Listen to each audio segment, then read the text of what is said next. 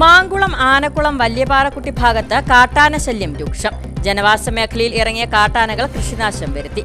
പ്രദേശത്ത് വൈദ്യുതി വേലിയുണ്ടെങ്കിലും അറ്റകുറ്റപ്പണികളുടെ അഭാവത്താൽ ഫലപ്രദമല്ലെന്നാണ് ആക്ഷേപം. മാങ്കുളം ഗ്രാമപഞ്ചായത്തിൽ കാട്ടാനശല്യം രൂക്ഷമായ പ്രദേശങ്ങളിലൊന്നാണ് ആനക്കുളം വല്യപാറക്കുട്ടി മേഖല. വേനൽക്കാലം ആരംഭിച്ചതോടെ കാട്ടാനകൾ കൂടുതലായി തീറ്റ തേടി ജനവാസ മേഖലയിലേക്ക് ഇറങ്ങുന്നതാണ് പ്രദേശവാസികളെ വലയ്ക്കുന്നത്. കഴിഞ്ഞ ദിവസങ്ങളിൽ ജനവാസ മേഖലയിലെത്തിയ കാട്ടാനകൾ കൃഷിദേഹങ്ങൾ നശിപ്പിച്ചു. വാഴയുൾപ്പെടെയുള്ള കൃഷിവിളകളാണ് നശിച്ചത്. ഓരോ വർഷവും കാട്ടാനകൾ പ്രദേശത്ത് കർഷകർക്ക് വലിയ നഷ്ടം സമ്മാനിക്കുന്നുണ്ട്.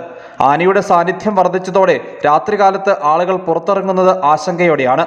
പ്രദേശത്ത് വൈദ്യുതി വേലി ഉണ്ടെങ്കിലും അറ്റകുറ്റപ്പണികളുടെ അഭാവത്താൽ ഫലപ്രദമല്ലെന്നാണ് ആക്ഷേപം. ഈ വേലി മറികടന്നാണ് ആന ജനവാസ മേഖലയിലേക്ക് എത്തുന്നത്.